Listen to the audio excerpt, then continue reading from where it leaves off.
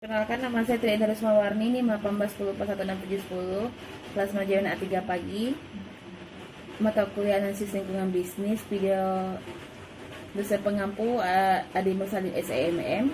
Video ini mengenai jawaban DTS pada tanggal 27 April 2020. Organisasi harus membuat dan memelihara prosedur untuk mengidentifikasi aspek lingkungan sebagai suatu sistem manajemen terdokumentasi standar, mewajibkan suatu prosedur tertulis dinyatakan dengan prosedur terdokumentasi dan menjelaskan tata cara identifikasi aspek lingkungan dari kegiatan produk atau jasa. Hasil identifikasi merupakan suatu daftar aspek lingkungan dari kegiatan, dampak lingkungan yang diakibatkan oleh aspek lingkungan.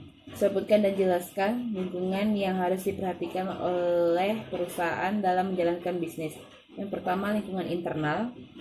Lingkungan internal merupakan faktor di dalam perusahaan yang dapat mempengaruhi sebuah aktivitas bisnis secara sederhana. Faktor dalam lingkungan internal terdiri dari sumber daya atau bahan baku, kapasitas perusahaan, keahlian utama perusahaan. Lingkungan eksternal merupakan faktor di luar perusahaan yang dapat mempengaruhi sebuah aktivitas bisnis. Secara sederhana, faktor dari lingkungan eksternal terdiri dari ancaman produk serupa, ancaman produk pengganti, daya tahan dari pelanggan, daya tawar dari supplier, menjawab tantangan dari pebisnis. Apa yang Anda ketahui? Yang pertama, lingkungan konseptual atau umum. Yang kedua, lingkungan industri. Dan yang tiga, remote environment. Yang keempat, lingkungan profesional. Memberikan contoh terhadap penjelasan saudara tersebut. Jawaban A, lingkungan umum atau lingkungan kontekstual. Lingkungan umum adalah lingkungan dalam lingkungan eksternal organisasi yang menyusun faktor-faktor yang memiliki ruang lingkup luas, dan faktor-faktor tersebut pada dasarnya berada di luar dan terlepas dari operasi perusahaan. Lingkungan ini hanya memiliki sedikit tampak inflasi berlangsung dan pengatur suatu organisasi. Faktor-faktor tersebut antara lain ekonomi, sosial, politik, dan hukum, teknologi. Demografi, dengan kata lain lingkungan umum, dan sekumpulan elemen-elemen dan masyarakat yang lebih luas yang mempengaruhi suatu industri dan perusahaan-perusahaan yang ada di dalamnya. Sebagai contoh, bila ekonomi lesu dan proyek konstruksi menurun, seorang kontraktor kemungkinan besar akan mengalami penurunan usaha. Tetapi kesuksesan seorang kontraktor dalam merangsang kegiatan konstruksi lokal tidak akan mampu mengangkat bisnis konstruksi secara keseluruhan. Lingkungan jauh terdiri dari faktor sosial, ekonomi, politik, teknologi, dan ekologi. Kedua, lingkungan di industri, serangkaian faktor-faktor ancaman dari pelaku bisnis baru, supplier, pembeli, produk pengganti, dan intensitas persaingan di antara para pesaing yang secara langsung mempengaruhi perusahaan dan tindakan tanggapan kompetitifnya.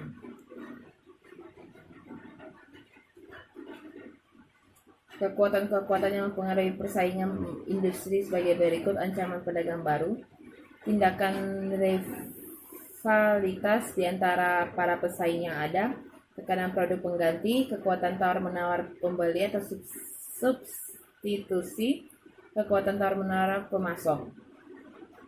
Ketiga, lingkungan jauh atau remote environment. Faktor ekonomi berkaitan dengan sifat dan arah sistem ekonomi tempat suatu perusahaan beroperasi, karena pola konsumsi dipengaruhi oleh kesejahteraan relatif berbagai segmen pasar dalam perencanaan strategi setiap perusahaan. Yang kedua, faktor sosial. Faktor yang mempengaruhi suatu perusahaan adalah kepercayaan, nilai, sikap, opini, dan gaya hidup orang. Dan lingkungan ekstern perusahaan yang berkembang dari pengaruh kultural, ekologi, demografi, agama, pendidikan, dan teknik. Faktor politik, faktor yang menentukan parameter legal dan regulasi yang membatasi operasi perusahaan. Kendala politik dikenakan atas perusahaan melalui keputusan tentang perdagangan yang adil. Faktor teknologi, untuk menghindari keusangan dan mendorong inovasi, perusahaan harus mewaspadai perusahaan teknologi yang mungkin mempengaruhi industrinya. Uji peramal kemajuan teknologi yang bermanfaat terletak pada pendugaan yang akurat mengenai kemampuan teknologi masa depan dalam dampak yang mungkin. Faktor ekologi, istilah ekologi mengacu pada hubungan timbal balik antara manusia dengan makhluk lainnya. Ancaman terhadap ekologi pendukung kehidupan kita yang utamanya disebabkan oleh kegiatan manusia dalam suatu masyarakat industrial, biasanya dinamakan populasi. D. Lingkungan operasional, atau juga bisa disebut dengan lingkungan pesaing atau tugas. Jadi perusahaan dapat lebih proaktif bukan reaktif dalam menangani lingkungan operasional ketimbang dalam menangani lingkungan jauh. Posisi pesaing, menilai posisi bersaing dapat meningkatkan kesempatan perusahaan untuk merancang strategi yang mengoptimalkan peluang yang muncul dari lingkungan. Pengembang profil pesaing memungkinkan suatu perusahaan memperkirakan secara lebih akurat baik potensi pertumbuhan jangka pendek dan jangka panjang maupun potensi labanya. Profil pelanggan, ancaman tradisional untuk mensegmentasikan pelanggan didasarkan pada profil pelanggan yang disusun menurut informasi geografis, demografi, psikografi, dan perilaku pembeli. Ancaman kedua yang segmentasi pasar adalah industrial. Yang ketiga, pemasok. Selain itu, ada kalanya perusahaan mengajukan permintaan khusus seperti pengiriman cepat, syarat kreditnya lunak, ada pesanan berukuran khusus. Khususnya pada saat seperti ini sangat pentingnya bagi perusahaan untuk memiliki hubungan yang baik dengan para pemasok. Yang keempat, kreditur. Karena kualitas, harga, dan aksesibilitas sumber daya keuangan manusia dan bahan baku jarang sekali yang ideal, maka penilaian untuk pemasok dan kreditor sangat penting untuk evaluasi. Yang kelima, sumber daya manusia. Sifat pasar tenaga kerja.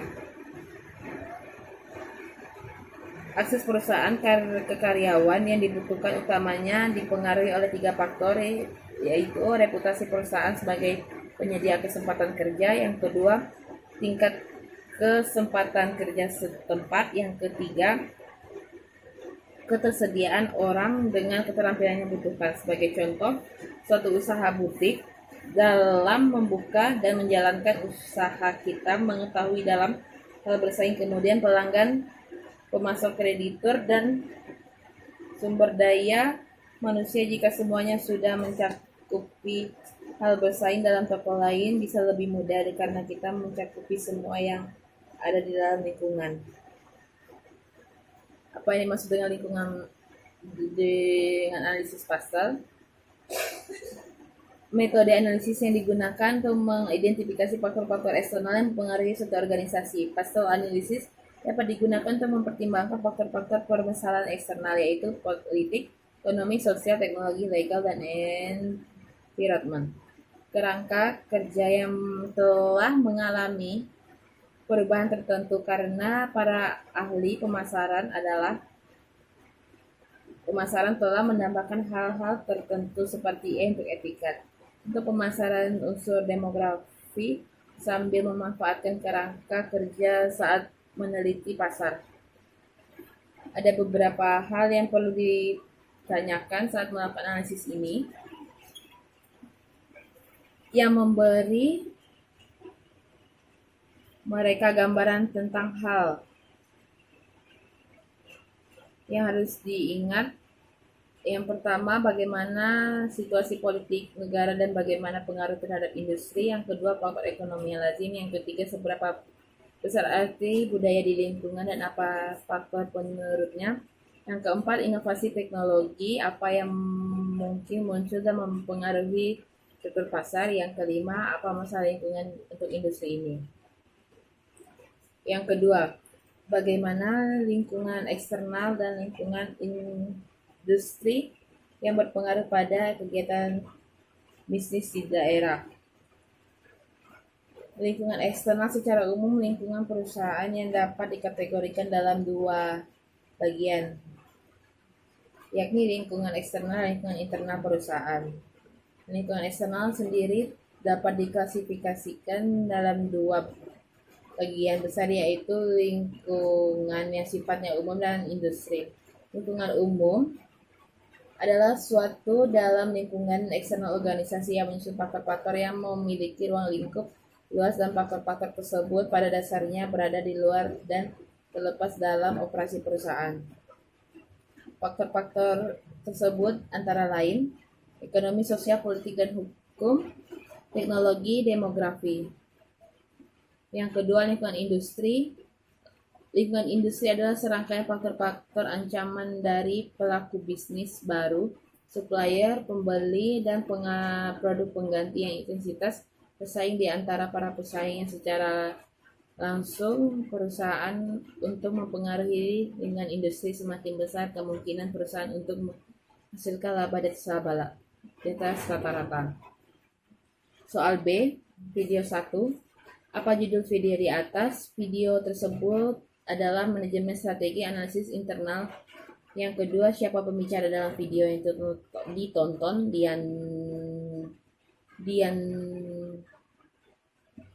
Dianda FP. Ketiga, secara terperinci teori-teori yang dijelaskan oleh pembicara dalam video.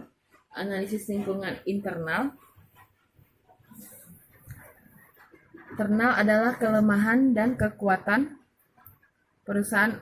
Ada dua langkah yang harus dilakukan oleh perusahaan, yaitu indeks komponen yang variabel internal. Dapat melakukan beberapa pendekatan. Pendekatan yang pertama ada pendekatan fungsional.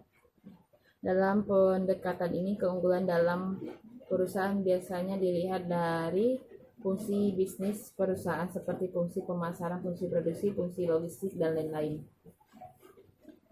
Yang kedua, pendekatan rantai nilai. Dalam pendekatan ini, manajemen yang menilai keunggulan dan kelemahan perusahaan dilihat dari aktivitas yang dikerjakan perusahaan dalam menghasilkan, menjual, serta mewujudkan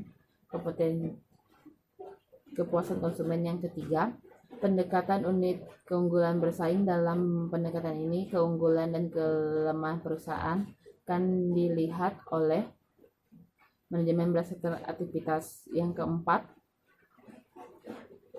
pendekatan profil impact of marketing strategi. Dalam pendekatan PIMS, keunggulan dan kelemahan perusahaan akan dilihat berdasarkan faktor-faktor strategi yang berpengaruh secara signifikan terhadap besarnya return of investment atau ROI. Pendekatan kelima, pendekatan 7S, penilaian keunggulan dan kelemahan perusahaan dilihat dari 7 variabel organisasi, yaitu struktur, strategi, staff, management style, sistem dan prosedur, skill, share of value. Evaluasi variabel internal, pendekatan yang dapat dilakukan, perbandingan antara kinerja dan kompetisi masa lalu, pendekatan evolusi produk, perbandingan dengan pesaing, faktor kunci keberhasilan industri. Matriks profil perusahaan merupakan upaya untuk mengkuantitafsirkan keunggulan dan kelemahan perusahaan dan hasil evaluasi variabel internal. Langkah-langkah penyusunannya: melakukan identifikasi variabel yang menjadi penentu kekuatan dan kelemahan perusahaan berdasarkan salah satu pendekatan yang bersedia, memberikan bobot pada masing-masing variabel dari 0 sampai 1, nilai tingkat kepentingan dari masing-masing variabel dengan jarak nilai yang masa konsisten. Yang keempat, manfaat yang didapat dari Yang didapat yaitu kita bisa mengetahui tentang analisis lingkungan internal di dalam suatu perusahaan. Yang kelima, menurut penjelasan saya dalam video tersebut sudah baik karena dalam video sudah sangat jelas dan terperinci menjelaskan tentang analisis dan lingkungan. Video kedua, apa judul video di atas? Analisis pasti PT Indofood. Siapa pembicara dalam video yang tonton? Zulfaid. Yang ketiga, jelaskan terperinci teori-teori yang dijelaskan oleh pembicara dalam video. PT Indofood merupakan salah satu perusahaan terbesar yang ada di Indonesia dan merupakan produsen makanan minuman. PT Indofood sering melakukan kegiatan ekspor ke luar negeri seperti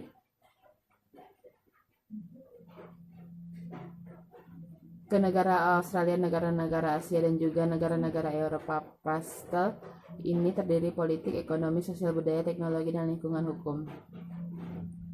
Politik yaitu peraturan ekspor dan impor. Apabila pemerintah membuat peraturan yang rumit, maka itu akan menjadi kendala bagi PT Indofood untuk melakukan ekspor impor. Ekonomi yaitu PT Indofood sudah menguasai pasar Indonesia sampai 90% dari produk mie instan. Bahkan bukan hanya di Indonesia, di luar negeri pun seperti Australia, PT Indofood sudah menguasai pasar hingga 70%. Hingga kini permintaan Australia terhadap PT Indofood semakin meningkat. Itu yang menyebabkan PT Indofood ada hingga saat di Australia. Sosial budaya yaitu menitikberatkan pada sikap masyarakat yang inilah akan mempengaruhi gaya hidup, akan mempengaruhi permintaan cita rasa lidah orang ini. Australia tidak terlalu jauh dengan Indonesia. Teknologi yaitu perkembangan teknologi sangat mempengaruhi kegiatan operasional perusahaan serta pemahaman perusahaan dalam menciptakan produk. Lingkungan yaitu secara geografis, posisi Indonesia sangat strategi untuk perdagangan. Contohnya saja antara Indonesia dan Australia karena posisinya yang berdekatan. Ini menyebabkan kegiatan ekspor dan impor sudah sangat mudah mengurangi biaya penyimpanan gudang. Hukum adalah PT Indofood sudah berstatus halal yang diketahui oleh MUI dan BPOM. Manfaat yang diperoleh dari video, kita dapat mengetahui apa itu PT Indofood dan sistem kerja PT Indofood itu sendiri, di mana dalam video itu terdapat pasal dari PT Indofood yang sudah dijelaskan dapat dimengerti. Menurut saya penjelasan dalam video itu baik karena video sudah terperinci dan menjelaskan PT Indofood. Video ketiga, apa judul video tersebut?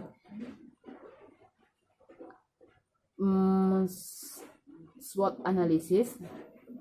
Siapa pembicara yang ditonton? Pembicara dalam video adalah Insinyur Jaspar Hasadugan, MT, CPM Asia, CSEP, PLT. Beliau adalah konsultan TCU. Jelaskan secara terperinci teori-teori yang dilakukan dalam pembicara video. Dalam video tersebut menjelaskan mengenai apa SWOT analisis. SWOT analisis adalah metode perencanaan strategi yang digunakan untuk mengevaluasi kekuatan strength, kelemahan weakness, peluang opportunities, dan ancaman atau threats. SWOT analisis penting karena untuk memadu strategi ke level yang lebih tinggi, untuk mengidentifikasi faktor sukses internal,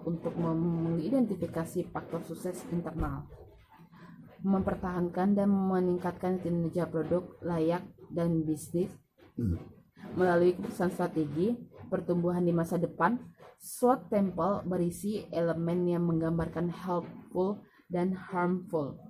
Helpful elemen apa yang membantu pencapaian saran perusahaan. Harmful elemen yang menghambat pencapaian sasaran perusahaan. Analisis SWOT dapat diterapkan dengan cara menganalisis dan menilai berbagai hal yang pengaruhi keempat faktor, kemudian menerapkan ke dalam matriks SWOT, di mana aplikasinya adalah bagaimana kekuatan atau strength mampu mengambil keuntungan dari peluang yang ada. Yang kedua, bagaimana mengatasi kelemahan atau weakness yang mencegah keuntungan dari peluang yang ada. Yang ketiga, bagaimana mengatasi kelemahan atau opportunis yang mampu membuat ancaman menjadi nyata atau menciptakan sebuah ancaman. Yang keempat, bagaimana kekuatan mampu menghadapi ancaman atau threats yang ada. Manfaat yang dapat